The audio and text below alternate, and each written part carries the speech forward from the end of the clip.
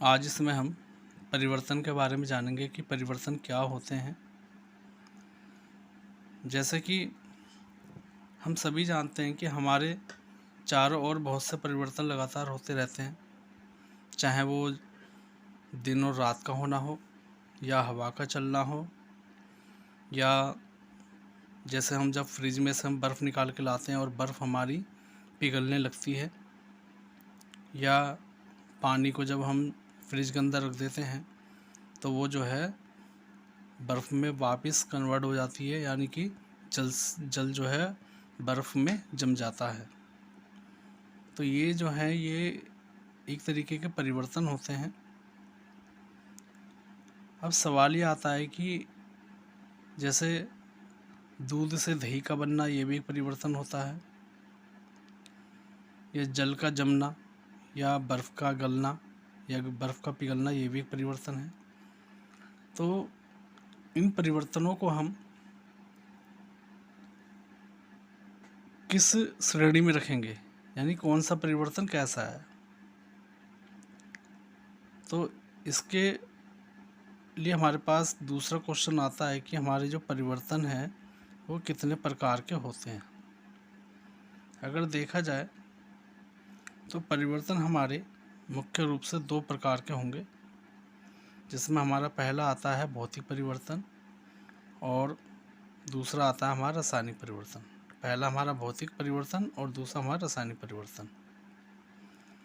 अगर बात करें हम भौतिक परिवर्तन की, तो भौतिक परिवर्तन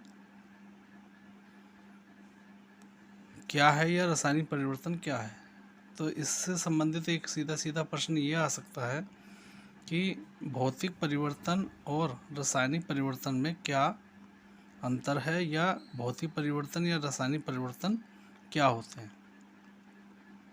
तो यहाँ पे भौतिक परिवर्तन के बारे में बता देता हूँ। पहले हमारे जो भौतिक परिवर्तन हैं, भौतिक परिवर्तन ऐसे परिवर्तन होते हैं जिनमें पदार्थ की भौतिक अवस्था, आकार एवं भौतिक गुणों में परिवर्तन होता है, लेकिन उनके रासायनिक गुणों में कोई परिवर्तन नहीं होता। तो ऐसे परिवर्तनों को हम भौतिक परिवर्तन कहते हैं। फॉर एग्ज़ाम्पल, जैसे यहाँ पे अगर हम देखें बर्फ़ का पिघलना या जल का जमना। बर्फ़ जब पिघलती है तो वो वापस जल में कन्वर्ट हो जाती है, यानी सॉलिड से, यानी ठोस अवस्था से वो सीधे लिक्विड फॉर्म में यानी द्रव अवस्था में आ जाती है। और अगर उसी जल को वापस अगर फ्रिज में रख दें तो जल जो है लिक्विड फॉर्म से सॉलिड फॉर्म में आ जाता है, यानी कि जल जो है वापस बर्फ़ में कन्वर्ट हो जाती है। ठीक है, तो इस तरीके के जो परिवर्तन हैं, इन परिवर्तनों में केवल पदार्थ की भौतिक अवस्था में ही परिवर्तन होता है, जबकि उसके रासायनिक गुणों में कोई भी परिवर्तन नहीं होता। तो इस तरीके के जो परिवर्तन हैं ये भौतिक परिवर्तन कहलाते हैं। ठीक है, अगर हम इसके बाद बात करें रासायनिक परिवर्तन की, तो रासायनिक परिवर्तन जो है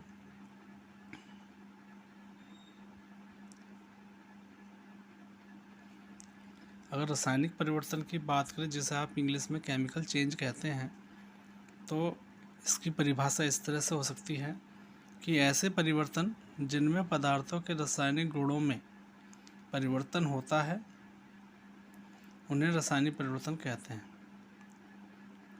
यानी ऐसे परिवर्तन जिनमें पदार्थ के रासायनिक गुणों में परिवर्तन होता है, तो ऐसे परिवर्तनों को हम रासायनिक परिवर्तन कहते हैं। फॉर एग्ज़ाम्पल, अगर यहाँ पे हम देखें लोहे पर जंग लगना, या दूध का फटना, या कागज़ का जलना, यानी दहन या आपका किण्वन, ये एक तरीके के रासायनिक परिवर्तन के ही उदाहरण हैं।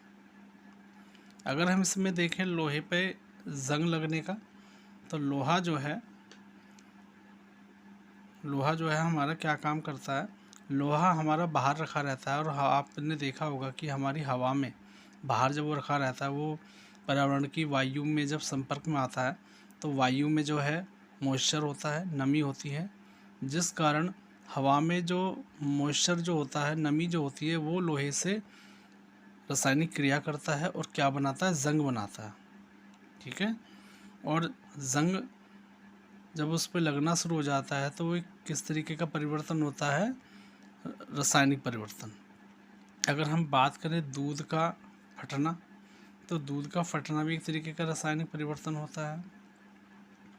कागज़ का जलना, ये भी एक रासायनिक परिवर्तन है, क्योंकि कागज़ जो है जब जलता है तो उसमें ऑक्सीजन जो है, हमारा कागज़ एक तरीके का क्या है, कार्बनिक पदार्थ होता है, और इस कार्बनिक पदार्थ को जलाने में ऑक्सीजन हेल्प करती है। अगर रासायनिक दृष्टि से कहें तो ऑक्सीजन जो है इस कार्बन से, या जो आपका जो कागज़ है, पेपर जो कार्बन होता है उससे जो है बाइंड अप करती है और वो जलने लगता है। और यही कारण है कि जब कागज़ जलता है तो उसमें से कार्बन डाइऑक्साइड गैस निकलती है, और इस पूरे प्रोसेस को हम क्या कहते हैं, दहन कहते हैं। ठीक है। अगर हम बात करें किण्वन की, तो किण्वन भी एक तरीके का रासायनिक परिवर्तन है, क्योंकि इसके अंदर जो शर्करा जो होती है वो ऑक्सीजन की अब्सेंस में वो डिग्रेड होती है और किस में कन्वर्ट होती है, अल्कोहल में कन्वर्ट होती है। तो ये भी एक तरीके का जो है क्या है, रासायनिक परिवर्तन है।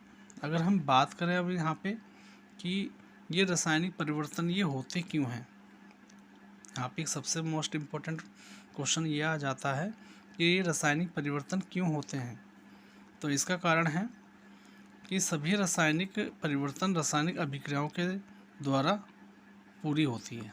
जितने भी हमारे जो रासायनिक परिवर्तन जो होते हैं उनमें एक तरीके की रासायनिक अभिक्रियाएं होती हैं, और इन्हीं रासायनिक अभिक्रियाओं के द्वारा ही ये रासायनिक परिवर्तन होते हैं।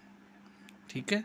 फॉर एग्जांपल, जैसे लोहे पर जंग लगना एक रासायनिक परिवर्तन है जो रासायनिक अभिक्रिया द्वारा पूरी होती है। जैसे मैंने अभी इससे पहले ऊपर बताया भी था आपको कि जैसे जो लोहा है, लोहा जो है वायु के अंदर जो नमी होती है, यानी एक तरह से कहें जो वाटर जो होता है, पानी जो होता है उसके अंदर, तो उसमें जो है क्या होता है, H2O होता है पानी। ठीक है। और ये जो है लोहे के साथ बाइंड अप करता है, और बाइंड अप करने के बाद या कह लीजिए रिएक्ट करता है, और रिएक्शन के बाद इससे क्या बनता है, जंग। और ये जंग जो है क्या है हमारा, Fe2O3H2O। ये एक तरीके का जंग का फार्मूला होता है। ठीक है। तो इसमें बस आज इतना ही। तो इस वीडियो पर आपकी क्या राय है या क्या सुझाव हैं, प्लीज़ कमेंट बॉक्स में ज़रूर बताएं, और साथ ही साथ हमारी चैनल ज्ञान वॉइस को सब्सक्राइब कीजिए और बेल आइकन को ज़रूर दबाएं, जिससे आपको आगे आने वाली एजुकेशनल वीडियोस का नोटिफिकेशन मिल सके।